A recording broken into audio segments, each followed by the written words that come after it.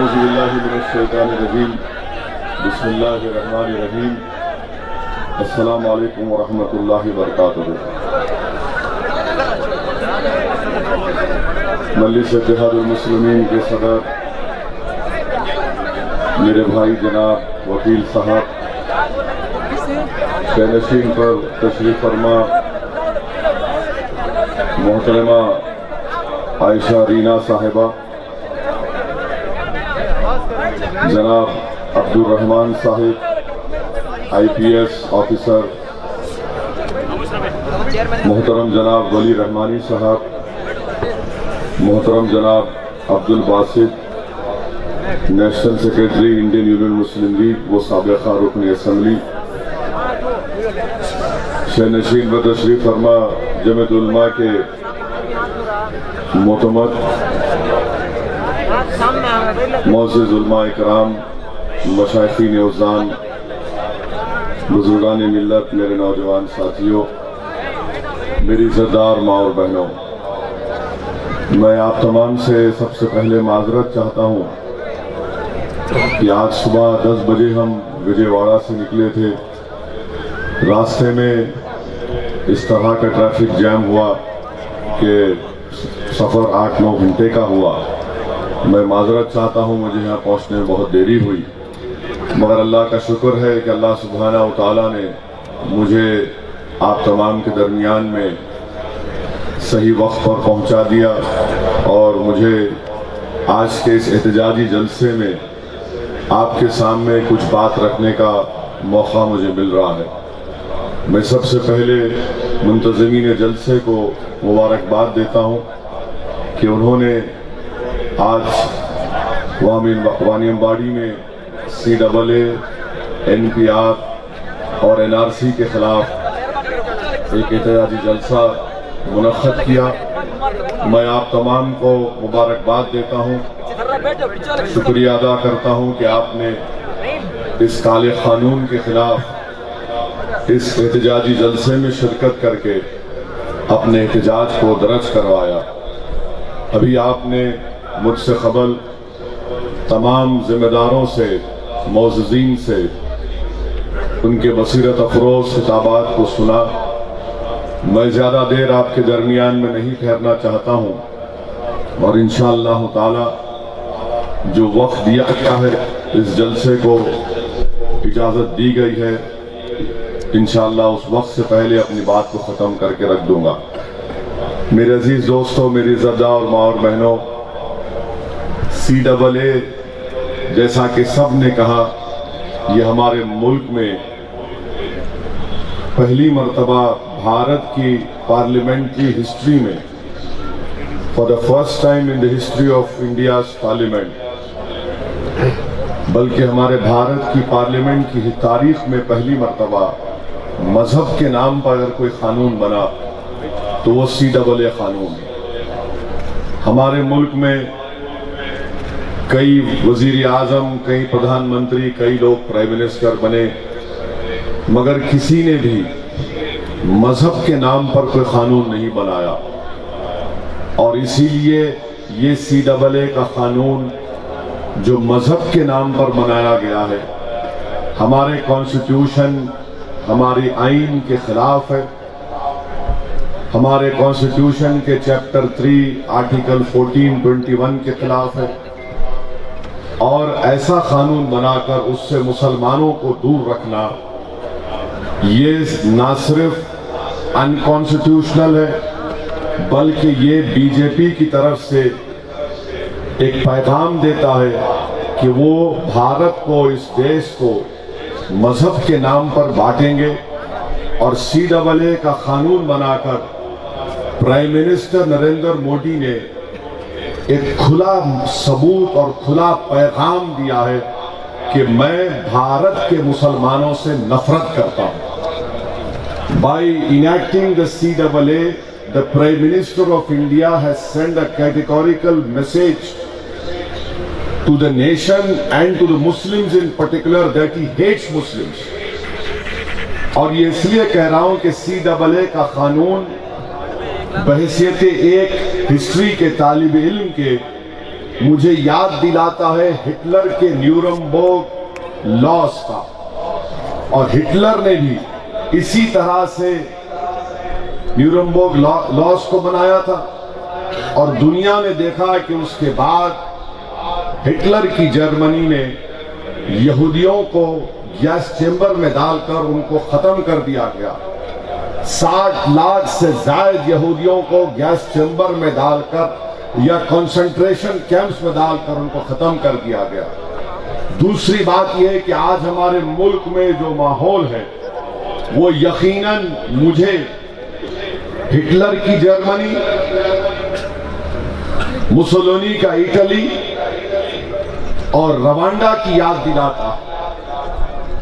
Hitler की Germany में यहूदियों को, जूस को चूहा कहा जाता था, रैट्स कहा जाता था। रवांडा में हुतीस को कॉकरोचेस कहा जाता था। और भारत में भारत के होम मिनिस्टर मुसलमानों को दीमक कहते हैं, टर्माइट्स कहते हैं। और जब हिटलर ने जूस को रैट्स कहा, एक्सटर्मिनेशन हुआ जूस का। जब रुवांडा में हुतीस को कॉकरोचेस कहा गया, लाखों हुतीस का कत्लेआम हुआ, जेनोसाइड हुआ। मैं नहीं चाहता कि हमारे मुल्क में इस तरह का इंजाम मुसलमानों का हो। और हम भारत में इंडियन बाय बर्थ भी है और इंडियन बाय चॉइस भी। इसलिए कि जब जिना ने टू नेशन थियरी की बात की और जिना के से पहले, सबसे पहले टू नेशन थियरी की बात करने वाले इस अनहोलीनेस मिस्टर सावरकर थे, जिन्होंने टू नेशन थियरी की बात की और उनकी बात से मुतासिर होकर जिना ने पैगाम दिया। और हम तमाम ने जिना के पैगाम को ठुकराया। और मैं सलाम करता हूं हमारे बुजुर्गों को जिन्होंने 1940s में जिना के टू नेशन थियरी को रिजेक्ट किया।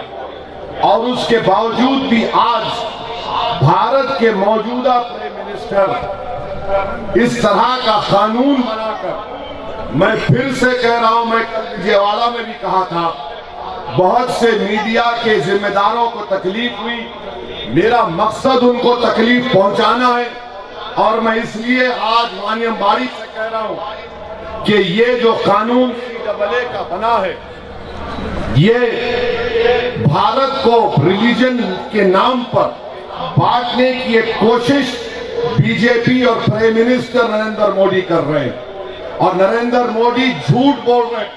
The prime minister of India is lying to his truth. और उसका एग्जाम्पल ये है कि प्राइम मिनिस्टर ने रामलीला ग्राउंड में कहा था कि CAA सिर्फ सिटीजनशिप देता है, लेता नहीं है।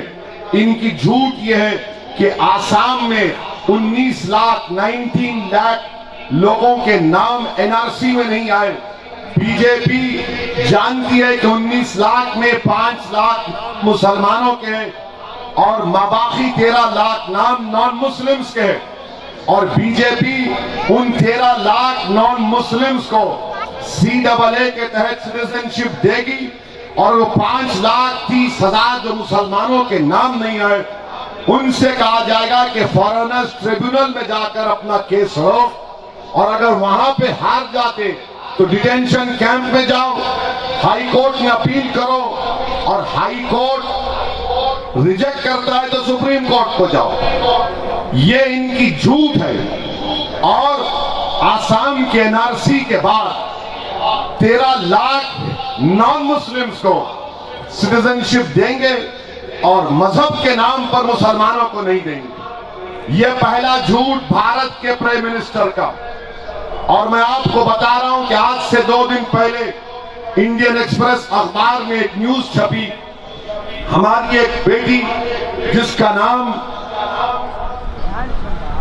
जबिंदा बेगम, 15 डॉक्यूमेंट्स उन्होंने हाई कोर्ट को दिखाए। 15 documents Jabinda Begum has shown to the courts और क्या डॉक्यूमेंट थे? लैंड रेवेन्यू का पेमेंट स्लिप, 1966 का ऑर्डर लिस्ट, उनके माँ बाप का उसमें नाम, विलेज का प्रधान यानी सरपंच ने उनकी शादी का मैरिज सर्टिफिकेट अटेस्टेशन करके दिया, उनके माँ बाप का और उनके दो भाइयों का नाम 2015 की 2015 के ऑर्डर लिस्ट में आया और वो यहां पैदा हुई। उसके बावजूद भी गुवाहाटी हाईकोर्ट ने कहा कि डॉक्यूमेंट्स इनफ नहीं है, आप डाउटफुल सिटीजन हैं। ये अंजाम आसाम में हो रहा है। ये आसाम में जो हुआ, याद रखिए, ये ट्रेलर है, ये पूरे मुल्क में होगा। इसीलिए हमको एहतजाज करना है। मैं डराने के लिए नहीं कह रहा हूं, बल्कि हकीकत आपको बता रहा हूं कि 5 लाख जो मुसलमानों का नाम आसाम में नहीं आया, वो तमाम के तमाम अब फॉरेनर्स ट्रिब्यूनल में उनको केस लड़ना पड़ेगा। और आसाम में एनआरसी आकर 6 महीने हो गए और 6 महीने के बाद भी कोई भी आदमी अपील नहीं कर सकता, इसलिए कि एनआरसी ने उनको एक स्लिप देना है अपील के लिए, वो दे नहीं रहे।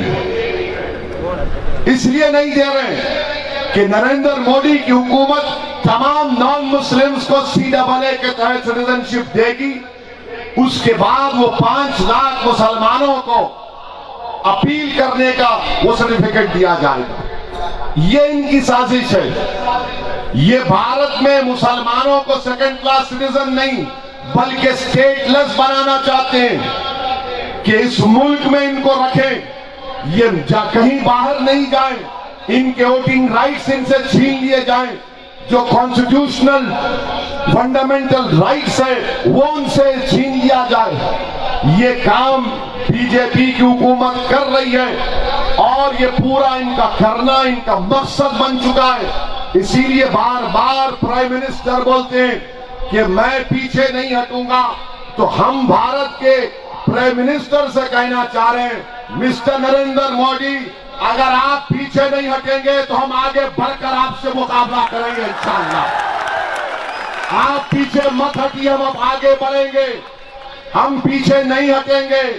और दिल्ली की हमारी मां और बहनों ने सही कहा, सुनो वानियमबाड़ी के मर्दों, दिल्ली के महिलाओं ने, हमारी मां और बहनों ने कहा, हम मर्दों को पैगाम देकर कहा कि कल हमारे जनाजे उठेंगे, तो जब तुम क्या करोगे, जनाजे उठने से पहले जिंदा होने का सबूत दो और एहतजाज हम करेंगे तो ये हमारे जिंदा होने का सबूत है। हम बीजेपी और CAA के खिलाफ नारा लगाएंगे तो सबूत है कि हमारे सीनों में धड़कता हुआ दिल है। अगर अमित शाह के खिलाफ नारा लगाएंगे तभी भारत का संविधान बचेगा। अगर आज आप खामोश बैठ जाएंगे तो याद रखिए, कल जो आने वाली नस्ल है वो आपसे और मुझसे सवाल करेगी कि बताओ, जब 2019 और 20 में इस तरह का काला कानून बनाया गया था तो आप लोगों ने क्या किया था। तो सोचो, आज से 20 साल के बाद जब आप और हम शायद इस दुनिया में नहीं रहे, अगर रहेंगे भी तो हम फक्र से आने वाली नस्ल को कहेंगे कि हम वो हैं जिन्होंने वक्त के फिरौन और नमरूद से मुकाबला किया था और इस मुल्क को बचाया था। हम वो हैं जिन्होंने टीपू सुल्तान को जिंदा रखा, टीपू को हमने मरने नहीं दिया।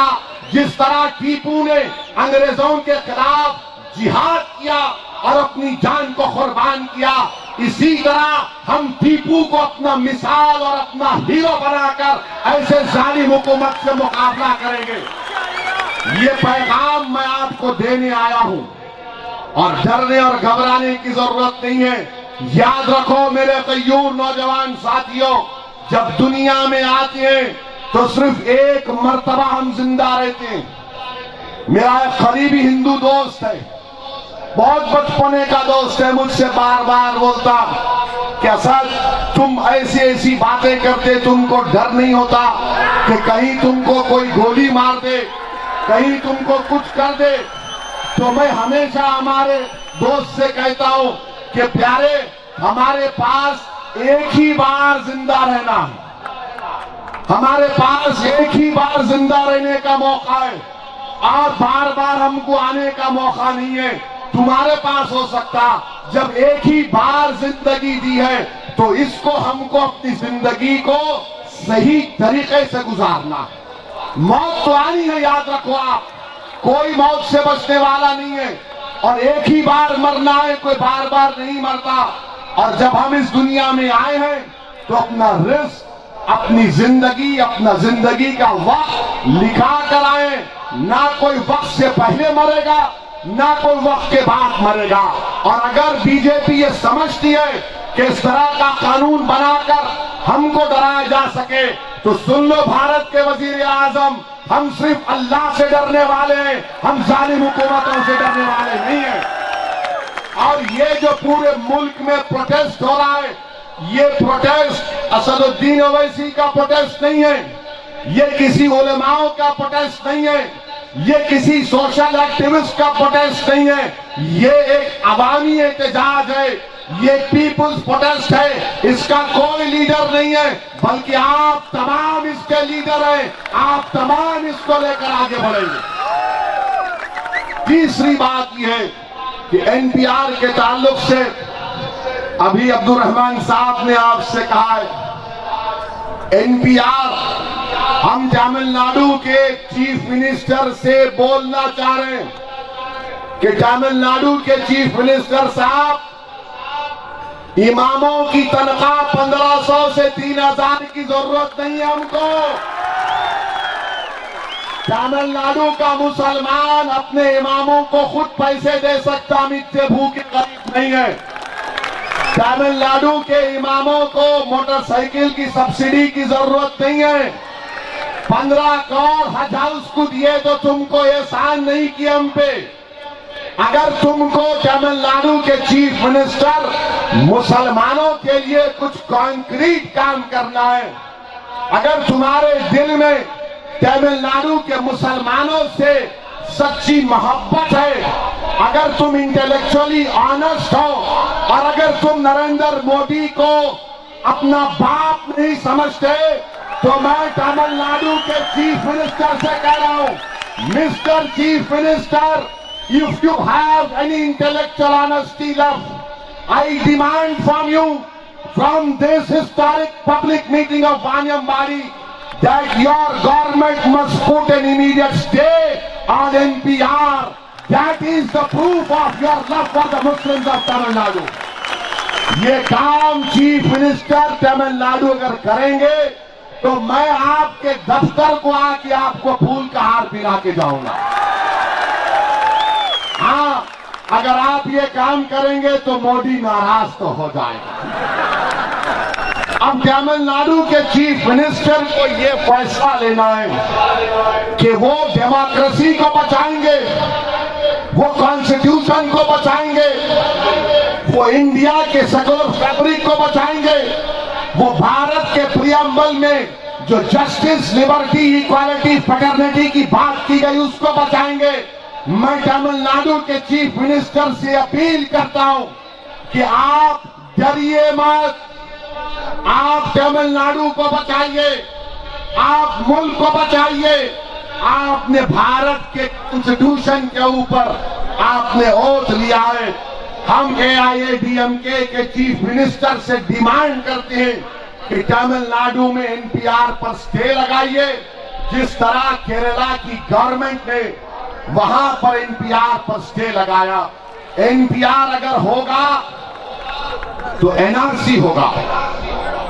NPR अगर एक बार हो जाएगा, डेटा इनके पास आ जाएगा, सिर्फ NRC के लिए नोटिफिकेशन देना पड़ेगा। NPR सबसे डेंजरस चीज है, इसीलिए उसको सेंसस के साथ नोटिफिकेशन उसका जारी किया गया। NPR में अगर आप जाकर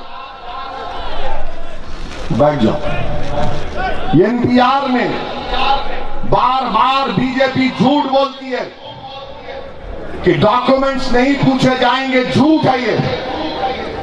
आप ministry of home affairs website पर जाइए, इन्यूमिनेटर्स मैन्युअल है, उसमें रूल 2.2.3 और रूल 2.2.6 में क्लियरली लिखा गया है कि इन्यूमिनेटर्स आने से पहले वाइड पब्लिसिटी देना पड़ेगा कि आपके पास जब घर को आएंगे तो आपको अपना EPIC card, electro identity card, Aadhaar card brackets में लिखे voluntary, passport, phone mobile number, driving licence, ये तमाम डॉक्यूमेंट्स आपको रेडी रखना है। डेटा जमा कर रहे हैं और एनपीआर में जब एक मर्तबा डेटा जमा हो जाएगा, उसके बाद कोई भी ऑफिसर सेक्शन लेवल का उससे कम भी वो हमारे वकील के नाम के बाजू लिखेगा डाउटफुल, और वकील के ऊपर बर्डन ऑफ प्रूफ शिफ्ट हो जाएगा।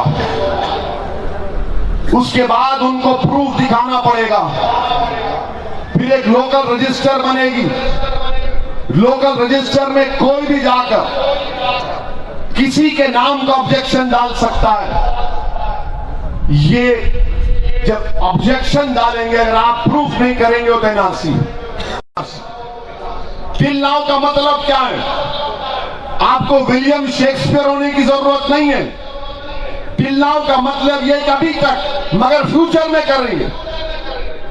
टिल नाउ का वर्ड इस्तेमाल किए और नरेंद्र मोदी हमेशा, आप जानते हैं कि झूठ बोलते हैं। डिमोनेटाइजेशन हुआ तो पूरे देश के सामने, कंट्री के सामने जाकर कहा कि मुझे 50 दिन की मोहलत दो, और 50 दिन के बाद किसी चौराहे पर लाकर खड़ा कर दो। डिमोनेटाइजेशन में गरीब मिट गया, परेशान हो गया। नरेंद्र मोदी भूल गए डिमोनेटाइजेशन को। इसीलिए मैं आपसे कह रहा हूं कि ये लोग एनआरसी करेंगे। अमित शाह ने पार्लियामेंट में मेरा नाम लेकर कहा कि ओवैसी हम एनआरसी करेंगे।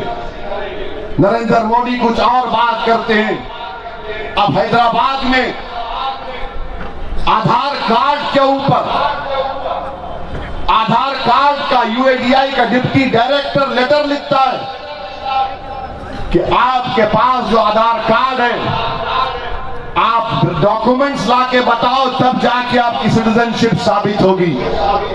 मैंने चैलेंज किया उस डिप्टी डायरेक्टर को कि आधार कार्ड का सेक्शन 9 ये कहता है कि it is not proof of citizenship, तो किस बुनियाद पर तुम प्रूफ मांग रहे हो? ये साजिश कर रहे हैं हर तरीके से। इनका मकसद एक ही है कि मुसलमानों से उनका वोट छीन लिया जाए। और मैं ये बात फिर से कह रहा हूं हमारे हिंदू भाइयों से, हमारे दलित भाइयों से, हमारे आदिवासी क्रिश्चियन भाइयों से, बल्कि पूरे गरीबों से कह रहा हूं, ये एनपीआर एंटी पुअर है, एनपीआर एंटी मुस्लिम है, एनपीआर एंटी दलित है, एनपीआर एंटी क्रिश्चियन है, एनपीआर एंटी पीपल है। मैं आज वानियम्बाड़ी के लोगों से एक सवाल करना चाहूंगा। आप हाथ उठाकर मेरे क्वेश्चन का जवाब दे दीजिए। कितनों के पास बर्थ सर्टिफिकेट है? बर्थ सर्टिफिकेट कितनों के पास है? कितनों के पास नहीं है? यहां भी उठाओ, शर्माने की जरूरत नहीं, आपकी एज नहीं बोलता मैं। 2015 का नेशनल फैमिली हेल्थ सर्वे, जिसकी रिपोर्ट नरेंद्र मोदी को दी गई, उस नेशनल फैमिली हेल्थ सर्वे में खुद ये कह रहे हैं कि 28% इंडियंस के पास बर्थ सर्टिफिकेट नहीं है, जिसमें से 40% मुस्लिम्स और 40% दलित्स के पास बर्थ सर्टिफिकेट नहीं है। अब आप बताइए, जब बर्थ सर्टिफिकेट भारत के 40% मुसलमान और दलित के पास नहीं है, कहां से प्रूफ करेंगे आप? कहां से बनाएंगे? क्या गरीब तकलीफ में नहीं आएगा? इसीलिए ये लेजिस्लेशन और ये प्रपोज एनपीआर एंटी पीपल है, एंटी पुअर है। और एनपीआर जैसा कि अभी यहां पर किसी ने कहा, ये सिटीजनशिप एक्ट के तहत है, सेंसस से इतराज नहीं है, सेंसस एक्ट के तहत होता है और वो सीक्रेट डॉक्यूमेंट है, पब्लिक डॉक्यूमेंट नहीं है। इसीलिए हमको प्रोटेस्ट करना है और जब तक हम प्रोटेस्ट करते रहेंगे तब तक हम गवर्नमेंट को एक मैसेज देते रहेंगे कि हम CAA, एनपीआर और एनआरसी के खिलाफ हैं। मैं सलाम करता हूं हमारी मां और बहनों को कि उन्होंने बड़ी कुर्बानी देकर पूरा एनपीआर CAA की लड़ाई में सबसे ज्यादा हमारी मां और बहनें हैं। मैं मानियम बारी से शाहीन बाग के हमारी मां और बहनों को भी सलाम करता हूं कि वो पिछले 60 दिन से एक प्रोटेस्ट को जारी रखे हैं। हम उम्मीद करते हैं कि उनका प्रोटेस्ट कामयाब होगा। अब हम इस प्रोटेस्ट से पीछे नहीं हट सकते, इसलिए नहीं हट सकते क्योंकि अब तक 26 लोगों की मौत हो चुकी है, 26 मुसलमान मर चुके हैं। मंगलूर में 2, उत्तर प्रदेश में 24 और उन तमाम को गोली मारकर उत्तर प्रदेश में योगी की सरकार ने उनको हलाक शहीद किया। और फिर यही मोदी का कैबिनेट का एक मिनिस्टर कहता है इलेक्शन में दिल्ली के कि गोली मारो देश के गद्दारों को।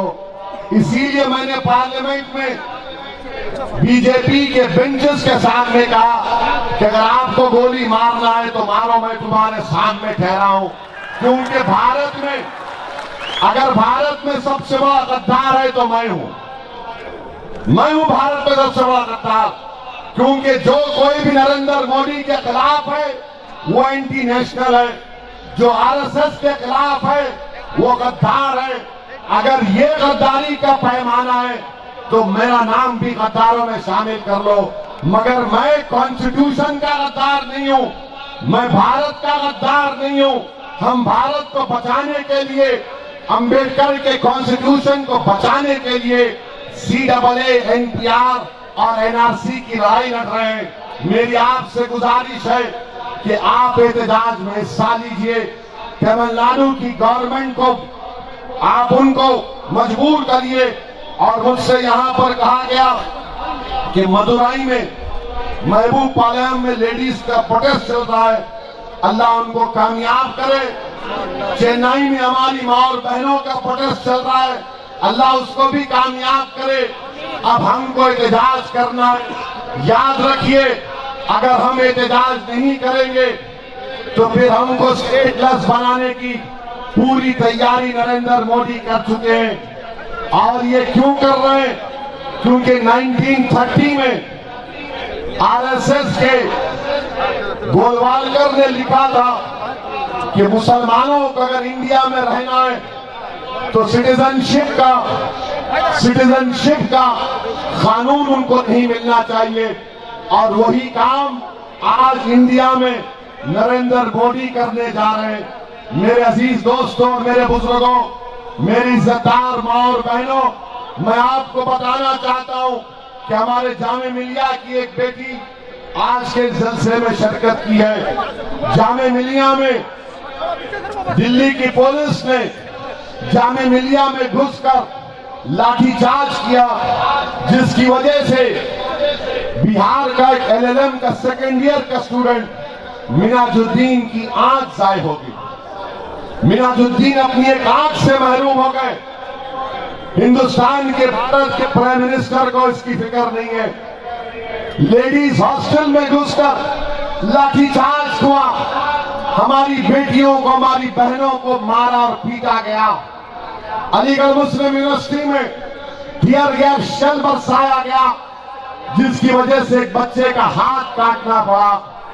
जस्टिस सुदर्शन रेड्डी की फैक्ट फाइंडिंग रिपोर्ट ने यह बताया कि जब वो यूपी को गए तो जस्टिस सुदर्शन रेड्डी के सामने एक 14 साल का मुसलमान का बच्चा आकर कहता है कि जस्टिस सुदर्शन रेड्डी साहब, ये मेरा शर्ट है और इस पर जो खून के धब्बे ये इसलिए आए क्योंकि जब पुलिस ने मुझे अरेस्ट किया था तो मेरी पीठ के ऊपर गरम गरम रॉड लाकर रखे, जिससे मेरी पीठ से खून निकला।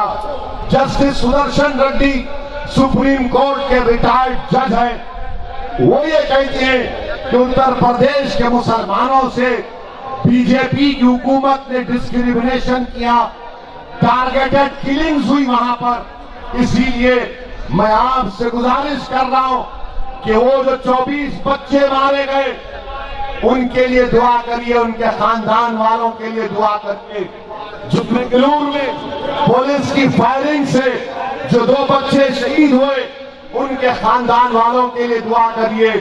उत्तर प्रदेश की जेल में आज भी 300 लोग, 300 पीपल आज भी उत्तर प्रदेश की जेलों में है, उनके लिए दुआ करिए। ये वक्त हमारे लिए कठिन है, ये वक्त हमारे लिए बड़ा मुश्किल है, मगर मैं हुकूमत से कहना चाहूंगा कि जब तक हम जिंदा रहेंगे इंशाअल्लाह ताला हम तुम्हारे जुल्म को नहीं भूलेंगे, ना उसको भुलाने देंगे। तुमने हमारे बच्चों पर गोलियां चलाई, हम इसको याद रखेंगे। तुमने हमारी बेटियों पर लाठियां बरसाई, हम इसको याद रखेंगे। तुमने हमारे बेटे की आंख को ज़ाये कर दिया, हम इसको याद रखेंगे। तुमने हमारे घरों में घुसकर हमको मारा, हम उसको याद रखेंगे। तुमने हमारी बेटियों को बेवा किया, हम उसको याद रखेंगे। तुमने हमारी माँ और बहनों की कोख को उजाड़ दिया, हम उसको याद रखेंगे। जालिमों, जुल्म करो मगर याद रखो हम भूलने वाले नहीं हैं। तुम्हारे पास ताकत होगी, तुम्हारे पास इख्तियार है, तुम्हारे पास बंदूक है, तुम्हारे पास गोलियां हैं, तुम्हारे पास सब कुछ है, मगर मेरे पास जो दौलत है, जो मेरे पास जो ताकत है, वो तुम्हारे पास नहीं है नरेंद्र मोदी।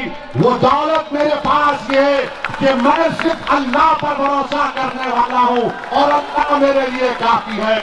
मेरे पास जो दूसरी दौलत है वो मेरा संविधान पर मेरा अटूट भरोसा है। इंशाअल्लाह ताला ये जुल्म, ये नाइंसाफी के दौर का खात्मा होगा। और याद रखिए, अपने हौसलों को बुलंद रखिए। डरने और घबराने की जरूरत नहीं है, डरने और घबराने की जरूरत नहीं। हमारे बुजुर्गों ने फांसी के फंदे को चूमा, हमारे बुजुर्गों ने अंग्रेजों के खिलाफ अपने जिस्मों पर लाठियां खाई, अपने सीनों पर गोलियां खाई, तभी जाकर ये मुल्क हमको मिला। ये मुल्क की तारीख गवाह है कि जब कभी भी जालिम मजलूम पर जुल्म करता है, जालिम खत्म हो जाता है।